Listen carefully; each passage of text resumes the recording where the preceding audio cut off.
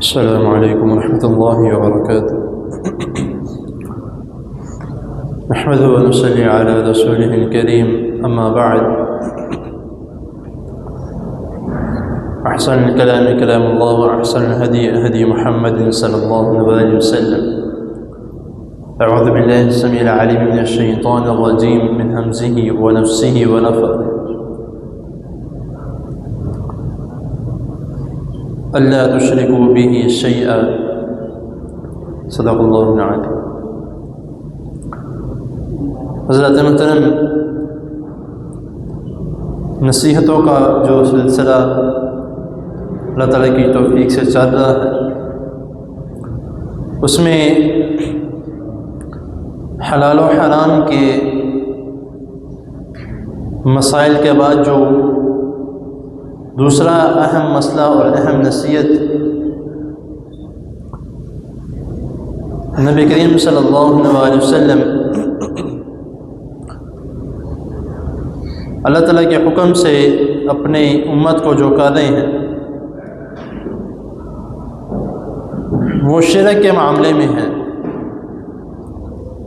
جو میں نے آپ کے سامنے شروع میں تلاوت کی تھی جب یہ نصیحت کا شروع کیا تھا سلسلہ۔ تو اس میں قل تعالوا اتل ما حرم ربکم علیکم الا تشرکوا، تو اس آیت میں نبی کریم صلی اللہ علیہ وسلم کو فرمایا گیا کہ ان کو کہیے کہ میرے پاس آؤ تو میں تمہیں سمجھاؤں، بتاؤں کہ کون سی چیزیں اللہ تعالیٰ نے تم پر حرام کی ہیں، اور دوسرا یہ کہ اللہ تعالیٰ کے ساتھ کسی کو شریک نہ ٹھہرو۔ شرک بہت بڑا گناہ ہے اور ایک بہت بڑا ظلم ہے۔ اب یہ سوچنے والی بات ہے کہ ظلم کس چیز پر ہے یا کس کے اوپر ہے؟ یہ انسان کی خود کی ذات کے اوپر ظلم ہے۔ نعوذ باللہ، اس کا مطلب یہ نہیں ہے کہ جس کے ساتھ شرک کیا جا رہا ہے اس کے اوپر ظلم ہے، نہیں۔ جو شرک کر رہا ہے اس کی خود کی جان کے اوپر یہ بہت بڑا ظلم ہے، کیونکہ وہ اپنے اوپر ہی اپنے لیے جہنم کی آگ تیار کر رہا ہے، دنیا میں بھی اور آخرت میں بھی۔ اپنے لیے جو ہے وہ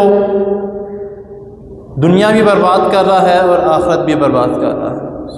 یہ اس کے لیے ظلم ہے۔ اور وہ اس لیے بھی اس کے اوپر ظلم ہے کہ وہ ہو سکتا ہے اس نے اپنی زندگی میں کوئی گناہ وغیرہ کیے ہوں،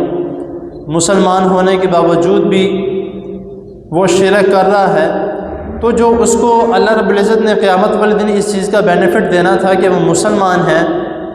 تو اس بینیفٹ سے اپنے آپ کو محروم کرنے پر بھی وہ اپنے کو ظلم کر رہا ہے، کیونکہ اللہ رب العزت نے قرآن میں فرمایا ہے کہ ان اللہ لا یغفر ان یشرک بہ ویغفر ما دون ذلک لمن یشاء، کہ اللہ تعالیٰ اپنے بندوں کے سارے گناہوں کو معاف کر دیں گے، جو اس نے کیے ہیں، غلطی سے کیے، جان بوجھ کے کیے، اپنی رحمت سے اللہ تعالیٰ اس کے سارے گناہوں کو معاف کر دیں گے۔ کس وجہ سے؟ کہ وہ مسلمان ہے اور کلمہ پڑھنے والا تھا۔ لیکن اگر وہ مسلمان ہے، کلمہ پڑھنے والا تھا، اس نے گناہ کیے اور ساتھ اس نے اللہ تعالیٰ کے ساتھ شریک بھی ٹھہرا دیا، تو وہ جو مسلمان ہونے کا اس کو بینیفٹ ملنا تھا قیامت والے دن کہ اس کے گناہوں کو معاف کر دیا جائے گا، اس شرک کرنے کی وجہ سے اس کو وہ بھی کام نہیں کیا جائے گا اور وہ ساری زندگی کے لیے جہنم میں رہے گا۔ آپ نے کئی احادیث وغیرہ سنی ہے، کئی خطبات جمعہ میں سنا ہے، کئی دروس میں سنا ہے کہ انسان کو جو ہے، جو مسلمان ہے، کلمہ پڑھنے والا ہے، اس نے جو گناہ کیے ہوں گے اس نے بخشش مانگی، وہ تو اس نے معاف کر دیا۔ جو وہ اللہ تعالیٰ کے پاس گیا تو اس کو اس کے گناہوں کی سزا دے کر اللہ تعالیٰ اس کو نکال کے جنت میں بھیج دیں گے۔ تو لیکن یہ وہ والا شخص ہے جس نے اللہ تعالیٰ کے ساتھ شرک کیا کہ وہ اپنے گناہوں کی وجہ سے بھی اور اپنے شرک کرنے کی وجہ سے وہ ہمیشہ جہنم میں رہے گا، کبھی اس کو نکالا نہیں جائے گا۔ اور شرک کرنے والا دنیا میں بھی برباد ہے، بے شک اس کے سامنے بہت زیادہ چیزیں ہیں، بے شک اس کے سامنے جو ہے وہ داغا تویز کر رہا ہے، یہ سارے معاملات کر رہا ہے، تو وہ کہتا ہے کہ مجھے یہ چیزیں جو ہیں وہ سکون دے رہی ہیں، جو میں نے کڑا پہنا ہے، میں نے داغا پہنا ہے، میں نے تویز پہنا ہے، مجھے اس کی وجہ سے سکون ہے۔ تو یہ بھی شرک کے کلمات ہیں، یہ بھی شرک کے الفاظ ہیں۔ کسی چیز کے اوپر انحصار ہو جانا اللہ تعالیٰ کو چھوڑ کر، یہ شرک ہے، اسی کو تو شرک کہتے ہیں۔ تو کہتے ہیں کہ نہیں، اس کے اوپر نام تو اللہ کا لکھا ہوا ہے، اس کے اوپر جو ہے وہ دم تو ہم نے اللہ تعالیٰ کے نام کا کیا ہے۔ جو مرضی ہو، دم کرنا خود کے اوپر کرنا ہے، نام لینا زبان سے لینا ہے، لے کے ٹانگ لینا یا لے کے جو ہے وہ باندھ لینا یا کسی کڑے کے اوپر لکھ لینا، تو یہ وہ چیزیں نہیں ہیں، کیونکہ انسان کا اعتماد پھر انہی چیزوں پر رہ جاتا ہے جو اس نے اپنے لیے وہ استعمال کر، وہ اللہ تعالیٰ کے کلمات کو استعمال کر رہا ہے تو وہ اسی سے جو ہے وہ صحت یاب ہوگا۔ وہ اللہ تعالیٰ کے کلمات کا جو نبی کریم صلی اللہ علیہ وسلم نے ہمیں دم بتائے ہیں اس کا استعمال کر رہا ہے، اس سے وہ صحت یاب ہوگا۔ لیکن وہ شرک نہیں ہے، کیونکہ وہ نبی کریم صلی اللہ علیہ وسلم نے ہمیں بتایا۔ یہ ایمان ہونا چاہیے کہ ہمیں جو بھی کام کر رہا ہوں، دم ہے، دوائی کھا رہا ہوں، میڈیسن کوئی لے رہا ہوں، کسی بھی چیز کا استعمال کر رہا ہوں، اس کی شفا مجھے اللہ تعالیٰ نے دے دی، یہ تو ایک ذریعہ ہے، تو پھر انشاءاللہ تعالیٰ وہ تمام معاملات ہوں گے۔ آگے جو مین اس کی نصیحت ہے، شرک کرنے سے کیا کیا ہوتا ہے،